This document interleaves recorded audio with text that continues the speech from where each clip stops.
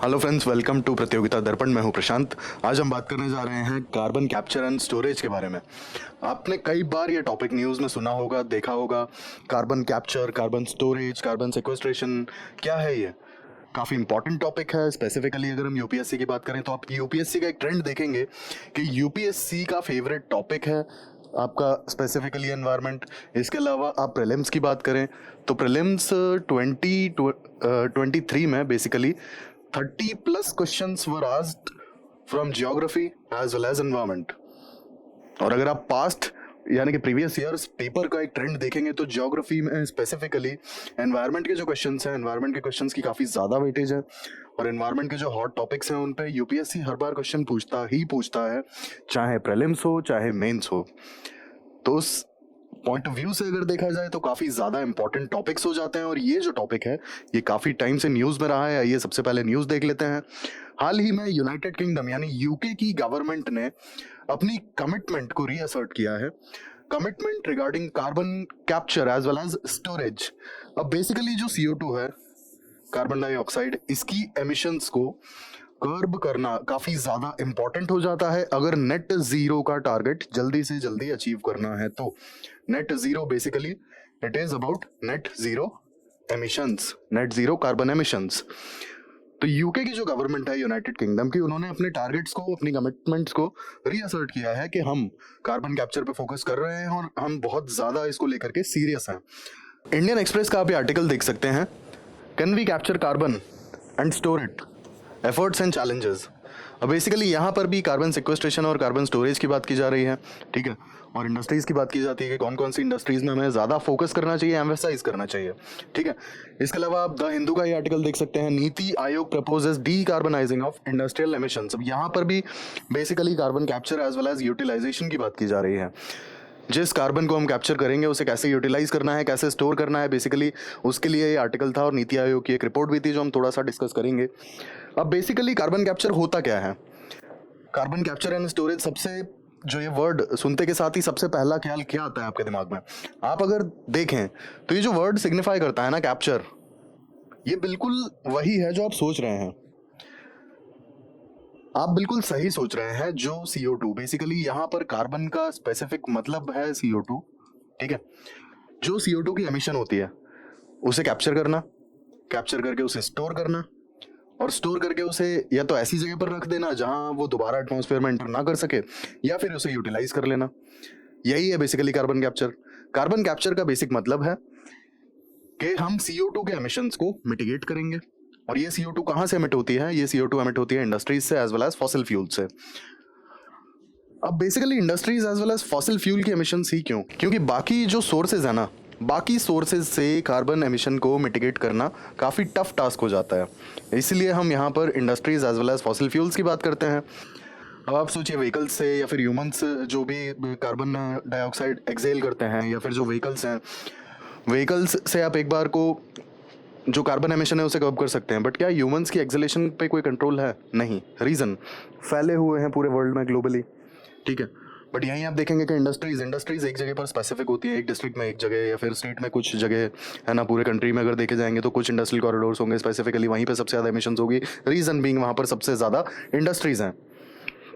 तो basically carbon capturing and storage का जो मतलब है CO2 एमिशन को रोकना, मिटिगेट करना। और ये कौन सी CO2 है जो स्पेसिफिकली फॉसिल फ्यूल से एमिट होती है या फिर इंडस्ट्रीज से? अब आप देखिए, इंडस्ट्रीज से CO2 का एमिशन होता है, और फॉसिल फ्यूल्स यहाँ पर कैसे बात की जा रही है अगर आप स्पेसिफिकली देखें तो जो थर्मल पावर प्लांट हैं वो भी तो फॉसिल फ्यूल्स ही यूज करते हैं ना।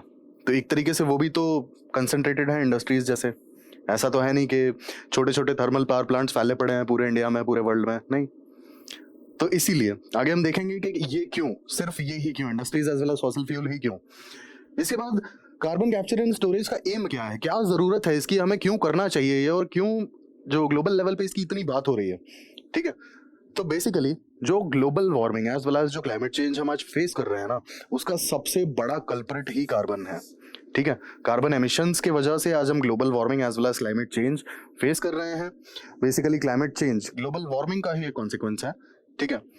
आगे हम देखेंगे ग्लोबल वार्मिंग की वजह से क्या क्या चीजें हमें फेस करनी पड़ रही हैं, बट क्लाइमेट चेंज उनमें से एक है। Climate change is just one of them, the consequences of global warming. तो इसे कंट्रोल करना बेसिकली यही हमारा एम है कार्बन कैप्चर एंड स्टोरेज में, कि हम CO2 की जो एमिशन है एटमॉस्फेयर में उसे हम कितना कंट्रोल कर सकें रिलीज होने से पहले। CO2 रीजन बीइंग, अगर एक बार एटमॉस्फेयर में रिलीज हो गई तो उसे फिर सेग्रीगेट करके और कैप्चर करना बहुत टफ टास्क हो जाएगा, है ना। जैसे एग्जांपल आपको ऐसे देता हूँ, आप ये समझिए कि रिवर का या फिर होता है ना ओशन का वाटर पूरा पूरा अगर प्यूरिफाई करना पड़ जाए हमें तो कितनी ज्यादा प्रॉब्लम होगी, हमें होगी ना। तो हम लोग क्या करते हैं, हम लोग बनाते हैं सीवेज ट्रीटमेंट प्लांट, ठीक है। यहाँ पर सारा सीवेज जा करके फिल्टर आउट होता है, जितने भी टॉक्सिक मतलब केमिकल्स हैं, टॉक्सिक जो सब्सटेंसेस होते हैं पानी में, जो भी आपका इंडस्ट्रियल यूज के बाद जो पानी निकलता है या फिर जो डोमेस्टिक सीवेज होता है वो जाता है सीवेज ट्रीटमेंट प्लांट में, और जो टॉक्सिक सब्सटेंसेस होते हैं उन्हें यहाँ सेग्रीगेट कर दिया जाता है और उसके बाद बचे हुए पानी को हम डायरेक्टली रिवर में डिस्पोज कर देते हैं। इससे क्या हुआ, इससे ये हुआ कि हमने टॉक्सिक केमिकल्स या टॉक्सिक सब्सटेंसेस को river as well as ocean में एंटर करने से रोक लिया। आप सोचिए, अगर पूरे पूरे रिवर का पानी अगर प्यूरिफाई करना पड़ जाएगा तो कितना टफ टास्क होगा, या फिर पूरे ओशन का पानी अगर हमें प्यूरिफाई करना पड़ेगा तो कितना टफ टास्क होगा, ठीक है। तो इसीलिए हम बेसिकली जो भी इंडस्ट्रियल वेस्ट वाटर होता है और जो डोमेस्टिक सीवेज होता है हम उसे सीवेज ट्रीटमेंट प्लांट में थोड़ा साफ करते हैं और उसके बाद उसे डिस्पोज करते हैं रिवर वाटर में। सेम होगा आपका यहाँ पर, ठीक है। जो कार्बन कैप्चर एंड स्टोरेज है बेसिकली ये भी इंडस्ट्रीज से जो एमिशन होती है कार्बन एमिशन उसे रोकेगा। कार्बन स्पेसिफिकली कार्बन डाइऑक्साइड को सेग्रीगेट किया जाएगा और उसे एटमॉस्फेयर में रिलीज होने से रोका जाएगा। आप सोचिए, पूरे एटमॉस्फेयर के कार्बन डाइऑक्साइड को अगर सेग्रीगेट करना पड़ जाए तो कितना टफ टास्क होगा ना। तो बस बेसिकली इसलिए हम यहाँ पर इंडस्ट्रीज की बात कर रहे हैं, और रीजन हमें पता है एमिशन हमें रोकना क्यों है, क्योंकि global warming as well as climate change हमारे लिए एक बहुत बड़ा कंसर्न है, ठीक है। अब जैसा मैंने आपको बताया था, एक मैंने आपको पिक्चर दे दी, ठीक है, कि ये होगा कैसे और जरूरत क्या है और कैसे हम करेंगे, है ना। तो जो पानी के केस में रोल होता है सीवेज ट्रीटमेंट प्लांट का, अगर आप वहां पर देखेंगे तो सारे पॉइंट सोर्सेज का जो भी वेस्ट वाटर आता है हम उसे साफ करते हैं सीवेज ट्रीटमेंट प्लांट में, उसकी ट्रीटमेंट की जाती है बेसिकली, ठीक है। जो वेस्ट वाटर आता है पॉइंट सोर्सेज से, पॉइंट सोर्सेज पानी के केस में क्या हो सकते थे, इंडस्ट्रीज, ठीक है, या फिर जो सीवर्स होते हैं बेसिकली सिटीज के। अब आप इसको ऐसे अगर समझें कि बेसिकली सिटी का जो सीवर है, काफ़ी सारी सीवर लाइंस होती हैं, एक मेजर सीवर में जाकर ऐड ऑन होती हैं, ठीक है, और ये major sewer finally sewage treatment plant की तरफ जाता है ना। तो बेसिकली ये एक पॉइंट सोर्स हो गया। अब पॉइंट सोर्स क्यों, वही बात यहाँ जाती है कंपैरिजन वाली। जैसे हम पूरे एटमॉस्फेयर की हवा से कार्बन को सेग्रीगेट नहीं कर सकते, सेम उसी तरीके से जैसे हम पूरे रिवर वाटर से या फिर होता है ना पूरे ओशन वाटर से टॉक्सिक सब्सटेंसेस को फिल्टर नहीं कर पाएंगे। बहुत बड़ा टास्क है, ऐसा नहीं है किया नहीं जा सकता, लेकिन हाँ बहुत मैसिव टास्क होगा, ये बहुत ज़्यादा एक्सपेंसिव होगा, इकोनॉमिकल बिल्कुल भी नहीं होगा, ठीक है। इसीलिए दैट्स व्हाई इंडस्ट्रीज, आप सोचिए ना कि अगर हर एक छोटे छोटे कार्बन एमिशन के सोर्स के पास हम जाने लगे तो पॉसिबल हो पाएगा कि हम कार्बन एमिशन को कम कर पाए, नहीं ना, इकोनॉमिकल होगा और बहुत बड़ा टास्क हो जाएगा वो। तो बेसिकली इसीलिए इंडस्ट्रीज को टारगेट किया गया, क्योंकि इंडस्ट्रीज जो भी फॉसिल फ्यूल्स वगैरह यूज करती हैं, इंडस्ट्रियल जो एमिशन होता है उसे कर्ब करना थोड़ा सा इजी हो सकता है ना, क्योंकि ये एक पॉइंट सोर्स है। बेसिकली आप देखेंगे किसी भी इंडस्ट्री में, सपोज आप ये अपनी इंडस्ट्री अज्यूम कर लीजिए कि आपकी कोई भी XYZ इंडस्ट्री है, तो यहाँ पर एक चिमनी होता है जिससे सारा एमिशन होता है, ठीक है। अब आप अगर चिमनी के आसपास यहाँ पर कोई भी अपना सेटअप लगाना चाहें कार्बन कैप्चर के लिए तो आप लगा पाएंगे, ठीक है। आप कार्बन को सेग्रीगेट करेंगे, उसे स्टोर करेंगे, कैप्चर करने के बाद उसे स्टोर करेंगे और ट्रांसपोर्ट कर देंगे, है ना। तो बेसिकली कार्बन कैप्चर स्टोरेज के लिए दो अप्रोचेस होती हैं। पहला होता है point source of carbon capture and storage, जो हमने बात किया, जैसे कि डायरेक्टली इंडस्ट्रीज। दूसरा होता है डायरेक्ट एयर कैप्चर, ये वही बात है, ओशन या फिर पानी को जैसे आपको प्यूरिफाई करना पड़ेगा टॉक्सिक सब्सटेंसेस के लिए, वैसे ही आप जो एटमॉस्फेरिक एयर है उसमें से आप CO2 कैप्चर करेंगे। हालांकि ये बहुत मैसिव टास्क होगा, इसीलिए हाल फिलहाल में फोकस है पॉइंट सोर्सेज की तरफ, क्योंकि वो इकोनॉमिकल भी है। अब बेसिकली पॉइंट सोर्स पर हम कैसे कैप्चर करते हैं, कार्बन कैप्चर एंड स्टोरेज का जो प्रोसेस है वो क्या है, जो मैकेनिज्म है वो क्या है। पहला स्टेप होता है कैप्चर करना। आप सपोज ये आपका चिमनी है, ये आपका XYZ इंडस्ट्री है, यहाँ से एमिशंस हो रहे हैं, आपने अपना चिमनी के पास में ही सेटअप लगा दिया, ठीक है। आपने चिमनी के पास में ही आपने अपना सेटअप लगा दिया, बेसिकली ये आपका सेटअप है ना, और ये सेटअप आपका चिमनी के पास में ही लगा हुआ है। यहाँ से जो भी एमिशन होगा आप उसमें से कार्बन को सेग्रीगेट करके कैप्चर कर पाएंगे, ठीक है, पॉइंट सोर्स में ये आसान होगा, थोड़ा सा इकोनॉमिकल भी होगा बेसिकली, क्योंकि एक छोटे लेवल पे कार्बन को सेग्रीगेट करके और कैप्चर करना एक इजियर टास्क होगा कंपैरेटिवली, कि हम पूरा एटमॉस्फेरिक एयर को ले करके चलें, और उसके हिसाब से फिर हमें बहुत बड़ा मैकेनिज्म या बहुत बड़ी मशीन्स और बहुत सारे रिसोर्सेज चाहिए होंगे, बहुत बड़ा इंफ्रास्ट्रक्चर चाहिए होगा। ठीक है, यहाँ पर आप देखिए चिमनी पर अगर आपने अपना सेटअप लगा दिया तो आपको एक बहुत छोटी क्वांटिटी में जो एयर होगी उससे कार्बन सेग्रीगेट करनी पड़ेगी। सेग्रीगेट करके आपने क्या किया, सबसे पहले कैप्चर किया। कैप्चर करने के बाद आप क्या करेंगे, उसे कंप्रेस करेंगे और ट्रांसपोर्ट कर देंगे। अब कंप्रेस करने की जरूरत क्या है यहाँ पर, अब आप अगर दूसरे तरीके से सोचें तो कार्बन आप जो कैप्चर करेंगे, अगर आप CO2 को रूम टेम्परेचर पर छोड़ दें तो उसका वॉल्यूम कितना होगा, गैसेस को आप जितना स्पेस देंगे वो उतना ऑक्यूपाई कर लेंगे, और आप जितना कंप्रेस करके जितने कम स्पेस में उन्हें रखना चाहें वो उतने कम स्पेस में भी रह सकती हैं। तो इसीलिए हमें ट्रांसपोर्टेशन कन्वीनियंस के लिए कंप्रेशन जरूरी है। वॉल्यूम जितना कम से कम रहेगा, हम उतना ज्यादा से ज्यादा एक बार में जो हमारा कंसाइनमेंट होगा वो ट्रांसफर हो जाएगा, ट्रांसपोर्ट हो जाएगा। इसीलिए कंप्रेशन जरूरी है। कंप्रेशन के बाद हम बहुत कम, आप मतलब ऐसे सोचिए कि कंप्रेस आपने कर दिया, अगर सपोज एक सर्टेन वॉल्यूम था, कंप्रेशन के बाद वो सीधा 10 टाइम्स कम हो जाता है, तो ट्रांसपोर्टेशन कन्वीनियंस कितना ज्यादा बढ़ जाएगा। तो इसीलिए कंप्रेशन की जरूरत है, और इसके बाद ट्रांसपोर्टेशन। अब जरूरी नहीं है ना कि जहां पर भी आप कार्बन कैप्चर कर रहे हैं वहां उसे यूटिलाइज किया जा सके या फिर वहां पर डिस्पोज करने के लिए फैसिलिटी हो। ठीक है, डिस्पोज कैसे किया जाएगा, कैसे इंजेक्ट किया जाएगा, मैं आगे बताऊंगा। बट बेसिकली जरूरी नहीं है कि जहां पर भी हम कार्बन कैप्चर कर रहे हैं वहां पर उसे यूटिलाइज किया जा सके, कार्बन को, जो कैप्चर्ड कार्बन है, या फिर उसे इंजेक्ट किया जा सके। उसकी फैसिलिटी वो जरूरी नहीं है कि वहां पर अवेलेबल हो। इसीलिए हमें ट्रांसपोर्ट करना पड़ेगा कहां पर, जहां पर इंजेक्शन या फिर फर्दर यूटिलाइजेशन की फैसिलिटीज अवेलेबल हैं। तो ये हमने देखा कि क्या मैकेनिज्म है। पहले हम सेग्रीगेट करेंगे, फिर कैप्चर करेंगे, इसके बाद कंप्रेस करेंगे, फिर ट्रांसपोर्ट करेंगे, एंड लास्टली यूटिलाइज करेंगे, इंजेक्ट करेंगे, जो भी फर्दर हमारा काम होगा वहां पर। अब जब हमने बात की यूटिलाइजेशन की, तो यूटिलाइज कैसे किया जा सकता है। यूटिलाइजेशन में सबसे पहला जो आता है कि हम कार्बन कैप्चर को कैसे यूटिलाइज करेंगे, तो वो हो जाता है मिनरलाइजेशन। अब कार्बन डाइऑक्साइड, ऑब्वियस सी बात है कि यार अगर हम केमिस्ट्री की बात करें तो कार्बन डाइऑक्साइड भी रिएक्ट करती है सब्सटेंसेस से, और नए नए जो चीजें बनती हैं, मिनरल्स बनते हैं। ठीक है, कार्बोनेट्स बनते हैं बेसिकली। तो कार्बोनेट्स कैसे बनते हैं, CO2 के साथ में कोई भी मिनरल अगर रिएक्ट करेगा तभी तो कार्बोनेट बनेगा। तो मिनरलाइजेशन में काफी हम यूज कर सकते हैं इसका।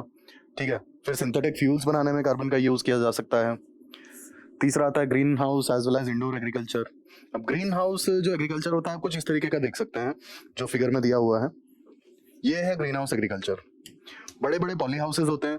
ठीक है, और इन पॉली हाउसेज में काफी कंट्रोल्ड एटमॉस्फेयर होता है बेसिकली, काफी कंट्रोल्ड कंडीशंस होती है, नॉट एटमॉस्फेयर, बेसिकली काफी कंट्रोल्ड कंडीशंस होती हैं।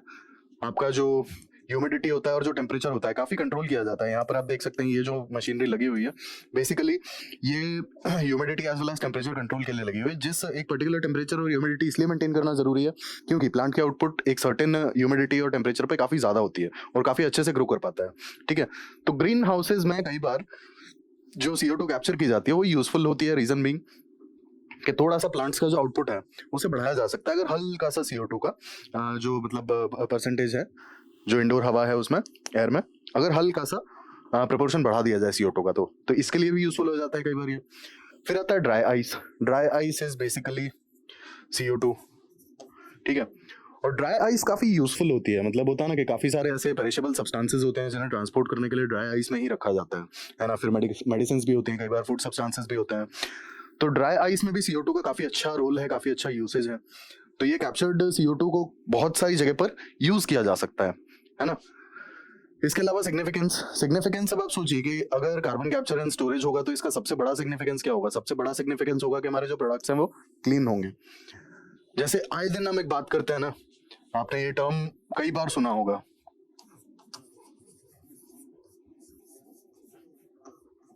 Carbon footprint. तो बेसिकली अगर आपका कार्बन फुटप्रिंट कम हो जाता है तो आपके जो प्रोडक्ट्स हैं वो तो क्लीन ही होंगे ना।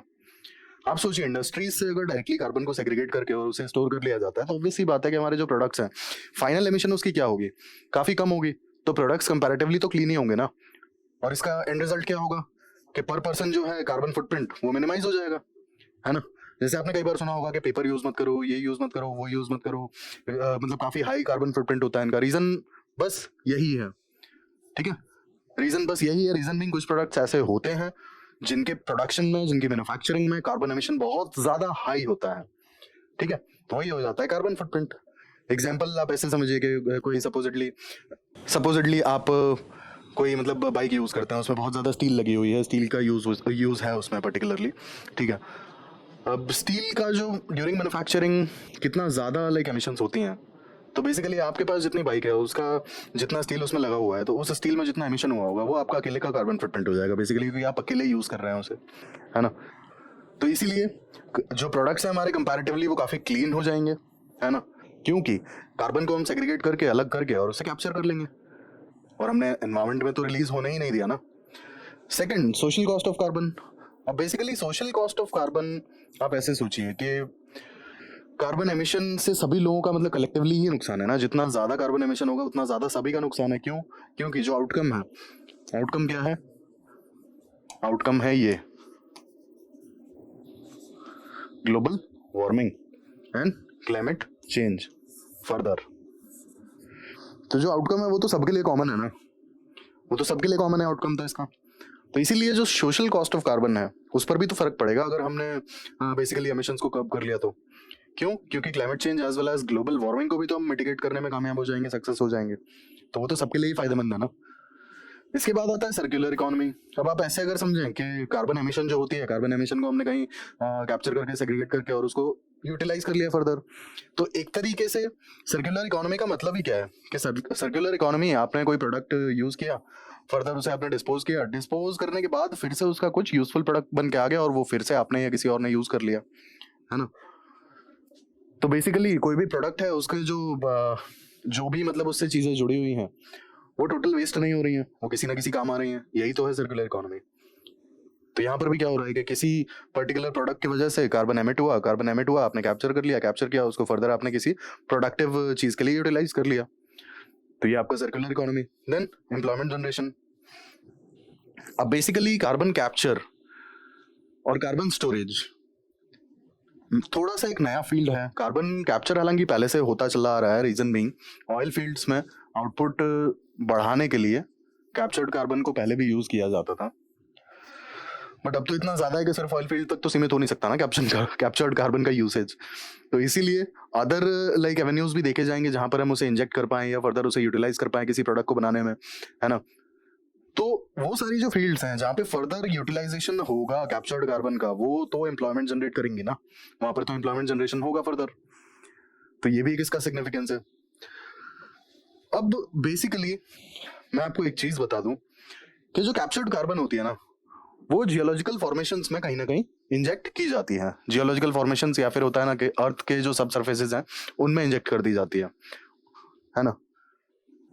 अब जैसे आपका जो स्ट्रक्चरल स्टोरेज होता है बेसिकली, तो स्ट्रक्चरल स्टोरेज का मतलब आपका हो जाता है कि अर्थ में सपोज आपको यहाँ पर कोई खाली जगह मिल गई रॉक्स के बीच में, तो आपने आसपास का जो स्पेस है ना उसे बहुत अच्छे तरीके से सील कर दिया और यहाँ पर अपने कार्बन को इंजेक्ट करके और जहां से भी आपने एंटर किया था वहां से पूरा सील कर दिया, तो ये कार्बन लॉन्ग टर्म के लिए यहाँ पे स्टोर हो जाएगा। हालांकि किसी भी तरह की टेक्टोनिक एक्टिविटी होगी तो उस केस में लीकेज का खतरा यहाँ पर हमेशा रहेगा, ऐसा नहीं है कि लीकेज नहीं हो सकता। आप सोचिए किसी तरह का अर्थक्वेक आया, किसी तरह का फॉल्ट है अगर, तो थोड़ा बहुत भी अगर रॉक्स की मूवमेंट हुई और अगर हमने जो भी सीलिंग प्रोवाइड की है अगर वो सील टूट जाती है, खुल जाता है मैटर, और बेसिकली आप ऐसे सोचिए कि किसी तरह का अर्थक्वेक आया है ना, earthquake is basically release of energy, है ना, तो और थोड़ा भी इसमें कहीं भी क्रैक आ जाता है तो कार्बन बहुत आसानी से लीक कर जाएगा, और लीक किया तो वापस एटमॉस्फेयर में भैया। तो ये इसका एक रिस्क है और इसे कहते क्या है? स्ट्रक्चरल स्टोरेज, ठीक है। अब यही स्ट्रक्चरल स्टोरेज जो होते हैं बेसिकली ये जियोलॉजिकल फॉर्मेशंस होते हैं, और साइंटिस्ट कुछ सर्टेन टाइप के जियोलॉजिकल फॉर्मेशंस को देख रहे हैं और उन पर रिसर्च और एक्सप्लोरेशन चल रही है जहां पर कार्बन को, जो कैप्चर्ड कार्बन है, उसे इंजेक्ट किया जा सके, ठीक है। तो इसमें पहला आता है सलाइन फॉर्मेशंस, दूसरा आता है oil and natural gas reservoir, तीसरा आता है अनमाइनेबल कोल सीम्स, चौथा आता है आपका organic rich shells, and fifth is basalt formations. अब बेसिकली जो सॉल्ट केव्स होती हैं, है ना, जो सॉल्ट फॉर्मेशंस होते हैं वहां पे कार्बन को स्टोर किया जा सकता है, और अगर वहां पर प्रॉपर यूटिलाइजेशन किया जाए तो वहां सील वगैरह बहुत इजीली किया जा सकता है सरफेस को, है ना। जो भी सरफेस होगा, सपोज ये आपका एक रॉक केव है ना, तो रॉक केव का मतलब अगर आप थोड़ा सा भी प्रॉपर यहाँ पर यूटिलाइजेशन होगा तो इसे बहुत इजीली सील किया जा सकता है। जैसे रॉक केव्स जो होती हैं, रॉक केव्स कह रहा हूँ, सॉरी, सॉल्ट केव्स जो होती हैं बेसिकली, तो सॉल्ट केव्स को जैसे रिसेंटली कुछ कंट्रीज ने सॉल्ट केव्स को क्रूड ऑयल स्टोर करने के लिए भी यूज किया है ना। तो वैसे ही कार्बन को भी, मतलब जो कैप्चर्ड कार्बन है उसे भी स्टोर करने के लिए हम सॉल्ट सलाइन फॉर्मेशंस या सॉल्ट केव्स को यूज कर सकते हैं। इसके बाद आता है oil and natural gas reservoirs. और बेसिकली जो ऑयल फील्ड्स हैं जो ऑलरेडी खाली हो चुकी हैं, ठीक है, जहां से सारा क्रूड ऑयल है निकाल लिया गया है, उसे एक्सट्रैक्ट कर लिया गया है, इन दैट केस हम उन रिजर्वॉयर्स को बेसिकली जो कैप्चर्ड कार्बन है उसे स्टोर करने के लिए यूज कर सकते हैं।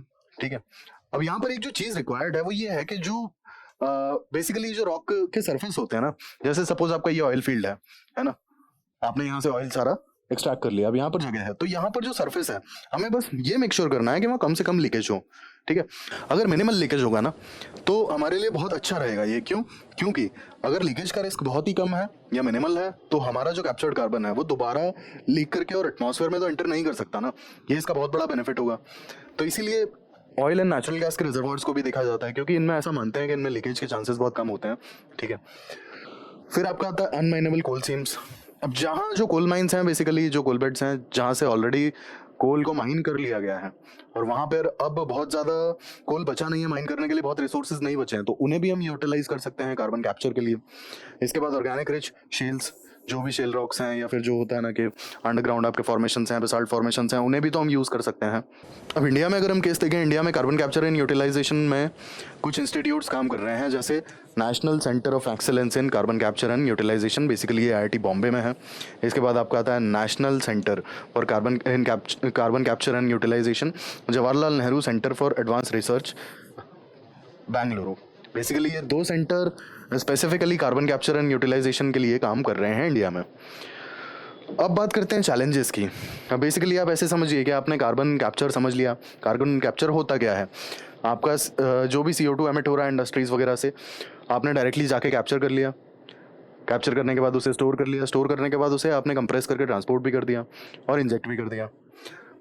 ठीक है, इंजेक्ट करने के बारे में हमने चीज़ें जान ली। इंजेक्ट हम कैसे कैसे कर सकते हैं, जियोलॉजिकल फॉर्मेशंस में हम इंजेक्ट कर सकते हैं। इसके बाद होता है स्ट्रक्चरल स्टोरेज, देख लिया हमने, है ना। इसके अलावा सॉल्युबिलिटी स्टोरेज भी होता है। सॉल्युबिलिटी स्टोरेज बेसिकली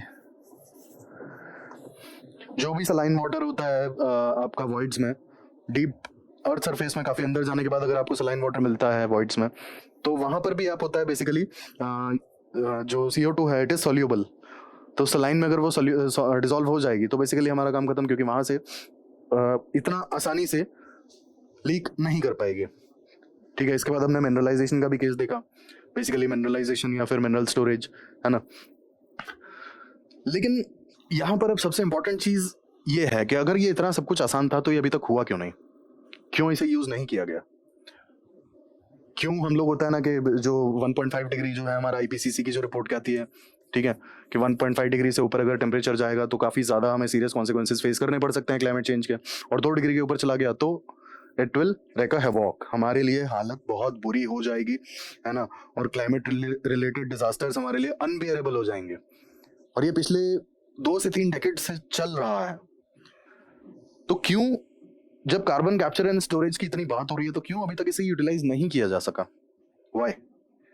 यहां से आपको उसके जवाब मिलेंगे। सबसे पहला आता है हायर कॉस्ट। जो टेक्नोलॉजी है ना, टेक्नोलॉजी बहुत ही ज़्यादा एडवांस्ड चाहिए यहाँ पर, काफ़ी एडवांस्ड टेक्नोलॉजी के साथ में बेसिकली जो इनिशियल इंफ्रास्ट्रक्चर है वो भी काफ़ी ज़्यादा एक्सपेंसिव है। जो इनिशियल इंफ्रास्ट्रक्चर हमें इनिशियल फैसिलिटीज़ चाहिए उसका भी बहुत ज़्यादा एक्सपेंस बेयर करना पड़ेगा। ठीक है, और इसके अलावा और बहुत सारे इश्यूज़ हैं apart from like technology and the infrastructure. फिर आपका आता है जियोलॉजिकल स्टोरेज इशू। अब ये इशू बेसिकली क्या है, जियोलॉजिकल स्टोरेज का जो इशू है ये है कि सारे जियोलॉजिकल फॉर्मेशंस जो हैं इंजेक्शन या फिर स्टोरेज के लिए सूटेबल नहीं होते। ठीक है, और अगर ये सूटेबल नहीं होते, जैसा मैंने आपको एक इशू बताया था सबसे बड़ा जियोलॉजिकल फॉर्मेशंस का, वो है लीकेज। लीकेज एक बहुत बड़ा इशू है। अगर आपके जियोलॉजिकल फॉर्मेशंस इतने सूटेबल नहीं हैं और अगर आप ये इंश्योर नहीं कर सकते हैं कि यहाँ से लीकेज होगा या नहीं इन फ्यूचर, तो एक बहुत बड़ी प्रॉब्लम है ये। आप सोचिए कि आपका जो आपने पैसा इन्वेस्ट किया, कार्बन को सेग्रीगेट किया, उसे कैप्चर किया और उसे फाइनली ट्रांसपोर्ट करके कंप्रेस करके, और आप होता है ना कि इंजेक्ट करने जा रहे हैं किसी जियोलॉजिकल फॉर्मेशन में, वहाँ पे आप ये इंश्योर नहीं कर पा रहे हैं कि यहाँ लीकेज होगा या नहीं। तो कैसे चलेगा, आपकी तो पूरी इन्वेस्टमेंट पानी हो जाएगी ना। तो इसीलिए ये इंश्योर करना बहुत ज़रूरी है कि लीकेज के चांसेस मिनिमल हों। फुल प्रूफ हम नहीं कह सकते कि यहाँ लीकेज नहीं होगा, बट अगर होता है then what will we do, क्या करेंगे हम। तो बेसिकली सूटेबल जियोलॉजिकल स्ट्रक्चर्स को आइडेंटिफाई करना ये सबसे बड़ा टास्क है। रीजन ये इंश्योर करना कि लीकेज मिनिमल हो और हमारा जो भी इन्वेस्टमेंट है basically carbon segregation as well as capture के लिए वो फ्री फंड में वेस्ट ना हो। तो बात आके टिकती है जियोलॉजिकल स्टोरेज पे। बेसिकली हमें प्रॉपर अगर स्टोरेज मिल जाएगा जहां पे हम ये इंश्योर कर पाए कि लीकेज मिनिमल होगा तो हमारे लिए बेटर होगा। लेकिन जैसा कि मैंने आपको बताया majority geological formations are not suitable for this storage. ये एक बहुत बड़ा इशू है है ना। मतलब बेसिकली आइडेंटिफाई करना पड़ता है, आइडेंटिफिकेशन के लिए लगेगा समय, है ना। और प्रॉब्लम यहाँ पे सबसे बड़ी क्या है ये। इसके बाद आता है आपका extended life span of fossil fuel companies. ये सबसे बड़ा चैलेंज होगा हमारे लिए। आप सोचिए अगर हम बेसिकली कार्बन को सेग्रीगेट करके और अगर हम उसे स्टोर कर पा रहे हैं तो ये तो एक तरीके से फॉसिल फ्यूल कंपनीज के लिए बहुत विन विन सिचुएशन हो जाएगी ना। फॉसिल फ्यूल का प्रोडक्शन कभी रुकेगा इसके बाद नहीं। रीजन हम तो कार्बन को कैप्चर करके और उसे होता है ना कि यूटिलाइज कर पा रहे हैं, उसे स्टोर कर पा रहे हैं। तो फिर प्रॉब्लम क्या है, बट क्या ये सस्टेनेबल है। कार्बन कैप्चर एंड स्टोरेज जो कंट्रीज प्लान कर रही हैं वो ऐसे प्लान नहीं कर रही हैं कि हाँ भैया कार्बन जितना एमिशन होता है होने दो, उसे हमें कर्ब नहीं करना है। हम तो बस होता है ना कि एमिशन करते रहेंगे और कैप्चर करके स्टोर करके और इंजेक्ट करते रहेंगे उसे, मतलब जियोलॉजिकल फॉर्मेशंस में, या फिर यूटिलाइज करते रहेंगे। क्या ये सस्टेनेबल है। बेसिकली यूटिलाइज आपको मैं एग्जांपल बताता हूँ। इस चीज पर रिसर्च चल रहा है कि कंक्रीट में जो कैप्चर्ड कार्बन है उसे यूज करके कैसे कंक्रीट की जो स्ट्रेंथ है वो बढ़ाई जा सके। बट क्या आपको लगता है कि ये सारा कार्बन जितना भी एमिट हो रहा है ये हम कंक्रीट में यूज कर पाएंगे। पॉसिबल है नहीं। या फिर क्या आपको ये लगता है कि हम जो कार्बन स्टोर कर पा रहे हैं और मतलब जो कैप्चर कर पा रहे हैं वो हमारा जियोलॉजिकल फॉर्मेशंस इतने सारे हैं कि हम उसे बहुत इजीली स्टोर कर लेंगे। नहीं। सारी कंट्रीज कार्बन कैप्चर की बात इसलिए कर रही हैं क्योंकि जितना कार्बन एमिट हो रहा है उसे हमें रोकना है ना। हमें जीरो एमिशन की तरफ मूव करना है। जितने हमारे फॉरेस्ट हैं, जितने हमारे ट्रीज हैं जो बैलेंस आउट कर पाए, और हमें फर्दर एमिशन को एग्रीवेट नहीं करना है। लेकिन हाँ, हमें इतनी कमी जरूर करनी पड़ेगी, इतना कार्बन जरूर कैप्चर करना पड़ेगा जिससे कि फर्दर हमें क्लाइमेट चेंज के बहुत ज्यादा वर्स इंपैक्ट्स ना देखने पड़े। तो बेसिकली यहाँ पे बात क्या हो रही है, यहाँ पे बात ये हो रही है कि हम एमिशन को कंट्रोल तो करेंगे, साथ के साथ में जो बहुत ज्यादा एमिट हो चुका है कार्बन हम उसे फर्दर अब बढ़ने नहीं दे सकते। ठीक है। और आगे ये हमारी रिस्पॉन्सिबिलिटी होगी कि हम बहुत ज्यादा एमिशंस ना करें। तो बेसिकली जीरो एमिशन की तरफ मूव करना और जो कार्बन ऑलरेडी एमिट हो चुका है उसे भी कंट्रोल करना। यहाँ पर बात ये थोड़ी हो रही है कि हम जितना एमिट करते आ रहे हैं उतना ही एमिट करेंगे लेकिन उसे कैप्चर करके अपने पास रख लेंगे। पॉसिबल है क्या ये? नहीं, सस्टेनेबल नहीं है। तो इसका मतलब फॉसिल फ्यूल कंपनीज अगर काम करती रहेंगी तो एमिशंस तो एग्रीवेट होता ही रहेगा ना, होता रहेगा ना। तो फॉसिल फ्यूल के जो प्रोडक्शन है उसको एंड करने की तो कोई बात ही नहीं की गई, और जब उसको एंड करने की कोई बात नहीं की गई, उस पर ब्रेक लगाने की कोई बात नहीं की गई, तो ये भी तो एक बड़ा सीरियस कंसर्न हो जाएगा। Reason being fossil fuel companies तो ये कह देंगे ना कि जो एमिशन हो रहा है हम उसे कैप्चर करके स्टोर कर लेंगे। बट क्या पॉसिबल है इतना स्टोर करना? क्या पॉसिबल है इतने कार्बन को कंक्रीट में यूज करना? जो यूटिलाइजेशन की चीजें हैं जैसे ड्राई आइस है या फिर मिनरलाइजेशन है या फिर कंक्रीट में यूसेज है, क्या यूटिलाइजेशन उसका इतना ज्यादा है कि जितना हम कैप्चर कर पाएंगे हम उसको पूरा यूज कर लेंगे? अगर यूटिलाइजेशन हो पाता तो हमने ये अब तक कर लिया होता। हम स्टोरेज की बातें नहीं कर रहे होते कि हम जियोलॉजिकल फॉर्मेशंस में उसे स्टोर करके रखेंगे। तो बेसिकली फॉसिल फ्यूल कंपनीज की जो लाइफ है वो भी एक्सटेंड हो जाएगी। रीजन बीइंग उनका प्रोडक्शन पे तो कोई फुल स्टॉप लगा नहीं है और उन्हें एक एलिबाई मिल जाएगा कि कार्बन को कैप्चर करके स्टोर तो किया जा सकता है ना। Why are we worried about like emissions? तो ये भी एक बहुत बड़ा इशू हो जाएगा, है ना। तो ये हमने चैलेंजेस पे बात की कि क्या क्या चैलेंजेस हमें फेस करने पड़ सकते हैं कार्बन कैप्चर एंड यूटिलाइजेशन में। अब यहाँ पर बात आती है एक वे फॉरवर्ड की कि हमने जो पूरा टॉपिक डिस्कस किया बेसिकली उसमें कुछ इश्यूज भी हमने देखे। अब इश्यूज के साथ ऐसा तो है नहीं कि हम जो चैलेंजेस है चैलेंजेस को देखते हुए हम ये स्टेप जो है ये ना लें। चैलेंजेस है लेकिन हमें चैलेंजेस को एड्रेस करना पड़ेगा। Reason being carbon capture and utilisation climate change के जो बहुत वर्स्ट कॉन्सिक्वेंसेस हो सकते हैं ना आने वाले 2-3 डेकेड्स में, हमें उनसे शायद थोड़ा सा बचा सकता है, एक शील्ड प्रोवाइड कर सकता है। इसीलिए कार्बन कैप्चर एंड यूटिलाइजेशन बहुत ज़्यादा ज़रूरी है। जीरो एमिशन, नेट जीरो जो एमिशन है, as well as carbon capture and utilisation, ये दोनों पैरेलल चलेंगे तो क्लाइमेट चेंज में हम काफ़ी अच्छे रिजल्ट्स देख सकते हैं हमारे फेवर में। बहुत ज़्यादा serious consequences in future because of the global warming शायद हमें फेस ना करने पड़े अगर ये सारे स्टेप्स टाइमली ले लिए गए तो बेसिकली क्या हो सकता है वे फॉरवर्ड में नेचुरल क्लाइमेट सोल्यूशन। ठीक है, अब हम सिर्फ और सिर्फ इन आर्टिफिशियल लाइक तरीकों पे मेथड्स पे डिपेंडेंट ना रह करके हम एफॉरेस्टेशन की बात कर सकते हैं, है ना, हम सस्टेनेबल लिविंग की बात कर सकते हैं, हम फॉसिल फ्यूल यूसेज को मिनिमाइज कर सकते हैं, हम सर्कुलर इकोनॉमी को प्रमोट कर सकते हैं। ठीक है, तो ये सारे नेचुरल क्लाइमेट सोल्यूशंस हो सकते हैं। इसके बाद होता है इंटरनेशनल कोलैबोरेशन। अब जहाँ पर बहुत एफिशिएंटली मतलब कार्बन कैप्चर कर पा रही हैं जो कंट्रीज, उसे स्टोर कर पा रही हैं एफिशिएंटली, यूटिलाइज कर पा रही हैं, तो हमें इंटरनेशनल प्लेटफॉर्म पे एक कोलैबोरेशन तैयार करना चाहिए जिसका बेसिक एम ही होगा कार्बन कैप्चर एंड यूटिलाइजेशन को एफिशिएंटली करना, उसमें और ज़्यादा एफिशिएंसी बढ़ाना, उसे और ज़्यादा इकोनॉमिकल बनाना। ठीक है, फिर होता है नॉलेज शेयरिंग। ये बहुत ज़्यादा इंपॉर्टेंट चीज़ है। आप सोचिए कि कोलैबोरेशन होगा तभी तो नॉलेज शेयरिंग हो पाएगी। और जहाँ पर भी बहुत efficiently carbon capture as well as storage हो पा रहा है, अगर वो लोग नॉलेज शेयर नहीं करेंगे तो बाकी लोग तो एक्सपेरिमेंट ही करते रह जाएंगे ना।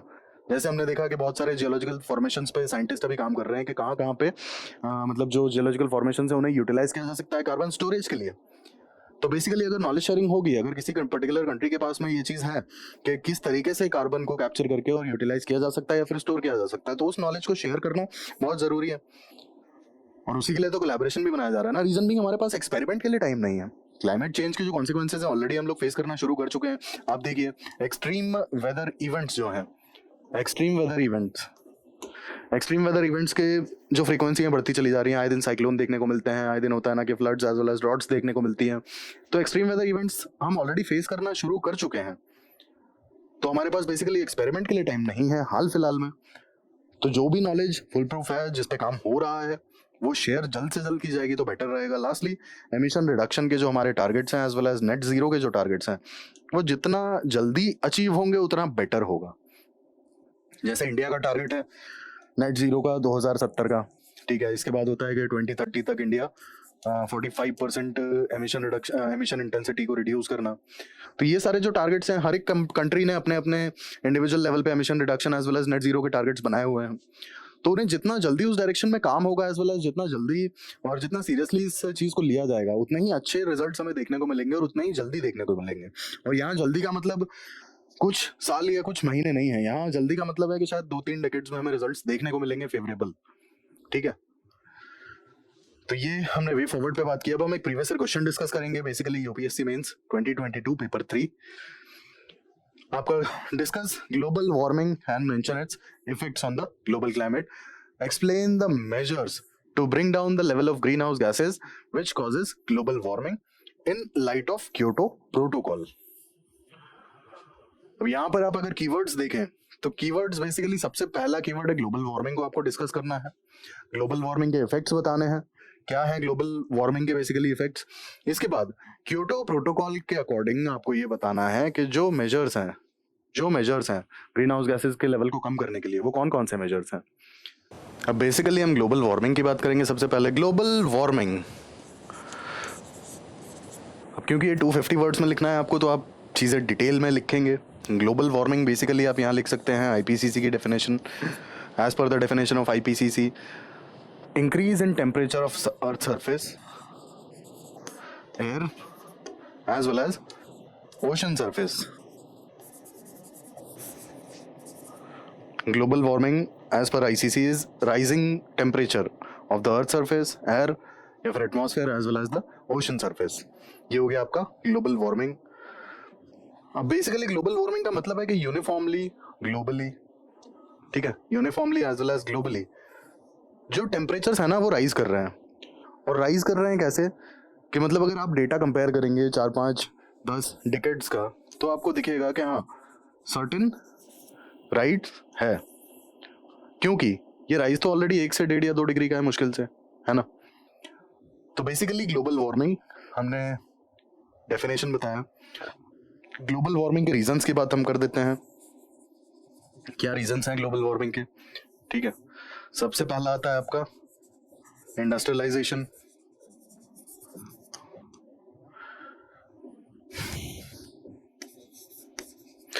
इंडस्ट्रियलाइजेशन की वजह से एमिशंस बहुत ज़्यादा मैसिव हुए हैं।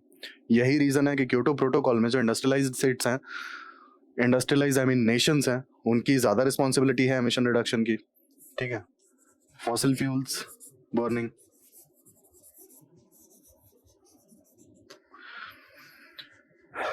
रेफ्रिजरेशन, मतलब बेसिकली HVAC है ना। रेफ्रिजरेशन में बेसिकली हम यूज करते थे CFC। ठीक है, अब क्लोरोफ्लोरोकार्बन्स बेसिकली हमारी ओजोन लेयर के लिए हार्मफुल थी, तो फिर हम आए HFCs के ऊपर। HFCs पे पता पड़ा कि ये ग्लोबल वार्मिंग के लिए रिस्पॉन्सिबल है। हालांकि HVAC के वजह से ओवरऑल ग्लोबल वार्मिंग में काफ़ी ज़्यादा कंट्रीब्यूशन है HVAC का। ठीक है, fossil fuels, industrialisation, modernisation, urbanisation, ये सारे रीजंस आपके एंथ्रोपोजेनिक रीजंस हैं। इसके बाद अगर आप नेचुरल कॉजेज की यहाँ पर बात करना चाहें ग्लोबल वार्मिंग की, तो नेचुरल कॉजेज भी आप डाल सकते हैं यहाँ पे। नेचुरल कॉजेज हैं आपके, सबसे पहला आता है फॉरेस्ट फायर। ठीक है, इसके बाद वोल्केनोज से जो इरप्शन होती है ना। एंथ्रोपोजेनिक कॉजेज में आप डिफॉरेस्टेशन भी डालेंगे, काफ़ी इंपॉर्टेंट चीज़ है। तो ये सारी जो रीजंस हैं, आप रीजंस को चाहें तो एक एक लाइन में डिफाइन कर सकते हैं, है ना। ये आपने रीजंस पे बात की कि क्यों रीजंस मतलब ग्लोबल वार्मिंग हो रहा है। अब फाइनली हम आते हैं इफेक्ट्स के ऊपर कि ग्लोबल वार्मिंग के जो इफेक्ट्स हैं वो क्या हैं। अब ग्लोबल वार्मिंग के इफेक्ट्स अगर आप देखेंगे तो सबसे पहले आता है आपका क्लाइमेट चेंज। ठीक है, क्लाइमेट चेंज बेसिकली अगर आप देखेंगे तो क्योंकि टेम्परेचर बढ़ा है, तो टेम्परेचर बढ़ने के कारण क्लाइमेट काफ़ी ज़्यादा बदला है। जैसे बहुत ही ज़्यादा सीरियस हीट वेव्स देखने को मिलते हैं, फ्लड्स देखने को मिलते हैं, ड्रॉट्स देखने को मिलते हैं, है ना। इसके अलावा क्योंकि ग्लोबल वार्मिंग हो रहा है तो हमें बहुत तेज़ी से ग्लेशियर की मेल्टिंग देखने को मिल रही है। ठीक है, ग्लेशियर की मेल्टिंग की वजह से एक बहुत बड़ा इशू जो क्रिएट हो सकता है वो हो सकता है कि आपका सी लेवल राइज कर जाएगा। सी लेवल अगर राइज कर जाएगा तो सबमर्जेंस, सीधी बात है, जो भी कोस्टल एरियाज हैं वो सबमर्ज कर जाएंगे, डूब जाएंगे, है ना। ये भी एक ग्लोबल वार्मिंग का ही इशू मतलब आउटकम है एक तरीके से। जो ग्लेशियर्स हैं वो मेल्ट कर जाएंगे, और स्पेसिफिकली हम polar as well as higher heights पर जो भी ग्लेशियर्स हैं उनकी बात कर रहे हैं। कुछ और इफेक्ट्स पे हम बात करेंगे। वो इफेक्ट्स हैं बेसिकली जैसे आपका अगर ग्लोबल वार्मिंग होगा तो ग्लोबल वार्मिंग की वजह से क्या होगा ना कि जो डिजीज़ेज़ का जो स्प्रेड है वो बहुत तेज़ी से हो सकता है ना। अब आप यहाँ पर नेपाल का केस देख लीजिए। कुछ साल पहले तक नेपाल में मलेरिया वगैरह जैसी बीमारियाँ बहुत कम मिलती थी, बट अब फ्रीक्वेंसी धीरे धीरे बढ़ रही है ना। इसके अलावा लॉस ऑफ हैबिटाट। अब आप सोचिए कि अगर समरजेंस हो जाता है ग्लेशियर मेल्टिंग की वजह से तो ऑब्वियसली बात है कि काफ़ी लोगों का हैबिटेट लॉस हो जाएगा। इसके अलावा बहुत ही ज़्यादा extreme heat waves as well as floods and droughts देख रहे हैं, तो उस केस में भी हैबिटेट डैमेज होगा ही होगा, है ना। इसके अलावा ग्लेशियर मेल्ट हो जाएंगे तो जो वहाँ पर रहने वाले एनिमल्स हैं उनका भी हैबिटेट लॉस होगा। तो हैबिटेट लॉस काफ़ी होगा, है ना। तो ये हमने इफेक्ट्स पे बात की। अब बेसिकली क्योटो प्रोटोकॉल की यहाँ पे बात की जा रही है। क्योटो प्रोटोकॉल कैसे जो आपके ग्रीन हाउस गैसेज हैं उनके लेवल को कम करेगा। तो अब क्योटो प्रोटोकॉल बेसिकली 1997 में अडॉप्ट किया गया था, क्योटो में अडॉप्ट किया था बेसिकली जापान में अंडर UNFCCC। अब अडॉप्शन के बाद यहाँ पर एक चीज़ आती है कि जो बेसिकली इंडस्ट्रियलाइज्ड नेशंस हैं वो सब रखे गए एनेक्स 1 में। ठीक है, और ये मान लिया गया बेसिकली कि इंडस्ट्रियलाइज्ड नेशंस का रोल एमिशंस में ज़्यादा रहा है। तो बेसिकली एक प्रिंसिपल आता है यहाँ पे, कॉमन बट डिफरेंशिएटेड रिस्पॉन्सिबिलिटी।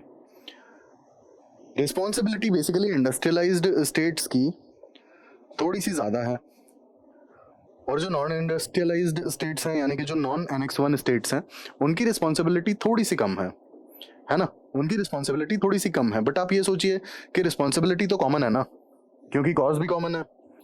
सफ़र सब करेंगे अगर ग्लोबल वार्मिंग होगा तो इसी कारण से यहाँ पे जो प्रिंसिपल आया कॉमन बट डिफरेंशिएटेड रिस्पॉन्सिबिलिटी, उसके अकॉर्डिंग जो एनेक्स 1 स्टेट्स हैं यानी कि जो इंडस्ट्रियलाइज्ड स्टेट्स हैं, इंडस्ट्रियलाइज्ड स्टेट्स का काफ़ी ज़्यादा बड़ा रोल रहेगा कार्बन एमिशन को कंट्रोल करने में।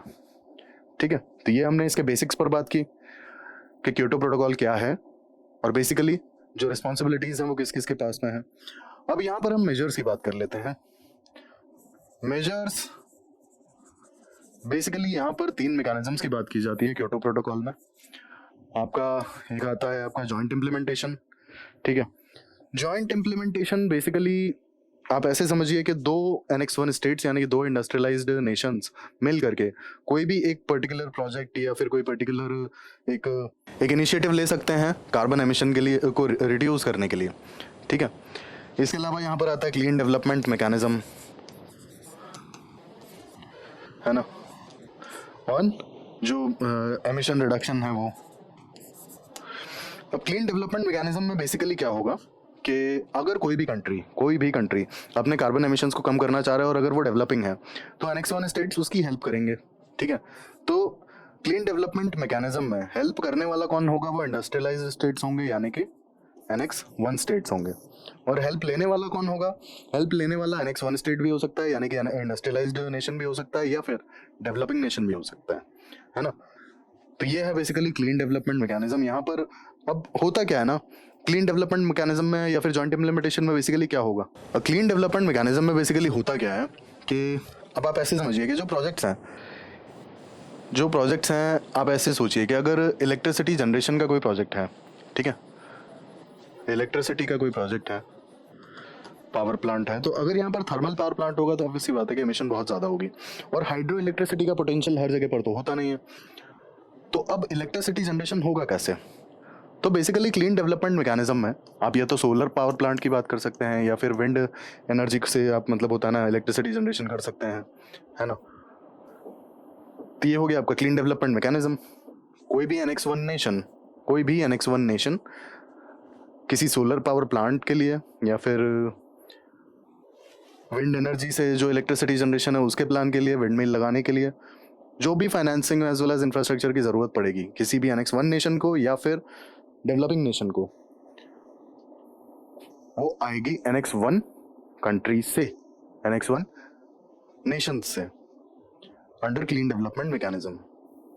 बेसिकली क्लीन डेवलपमेंट मैकेनिज्म में एक एनेक्स 1 स्टेट दूसरे एनेक्स 1 स्टेट को कार्बन एमिशन रिडक्शन का कोई भी प्रोजेक्ट या इनिशिएटिव, एग्जांपल के लिए हमने ये देखा या तो सोलर पावर प्लांट होगा या फिर विंड एनर्जी का कोई प्लांट होगा, उसके लिए हेल्प करेगा दूसरे नेशन की, और वो दूसरा नेशन या तो एनेक्स 1 स्टेट होगा या फिर होगा डेवलपिंग नेशन।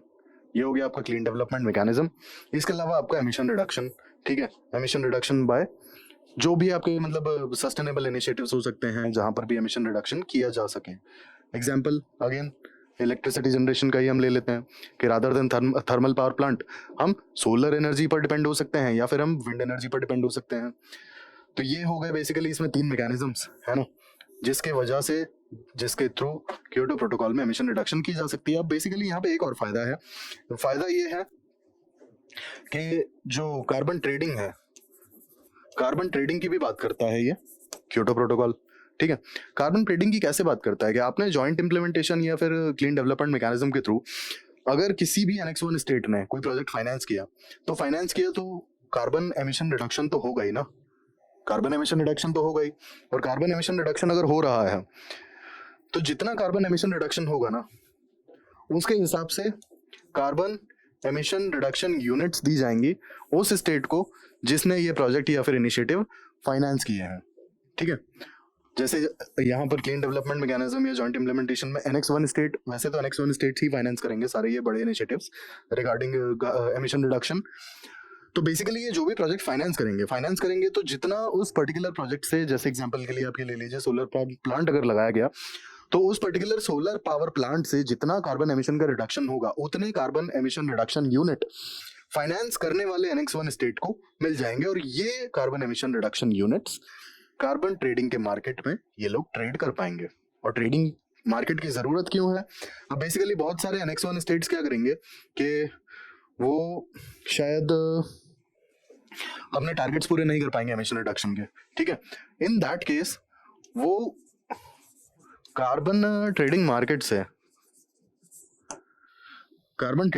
से एमिशन रिडक्शन यूनिट्स को बाय कर लेंगे अपना कार्बन जो एमिशन रिडक्शन का टारगेट पूरा करने के लिए, है ना। जैसे सपोज एग्जांपल के लिए कोई एक्स कंट्री है, एक्स कंट्री को बेसिकली आपका सर्टेन यूनिट्स का कार्बन एमिशन रिडक्शन का टारगेट दिया गया है। एग्जांपल के लिए आप ले लीजिए ए यूनिट्स।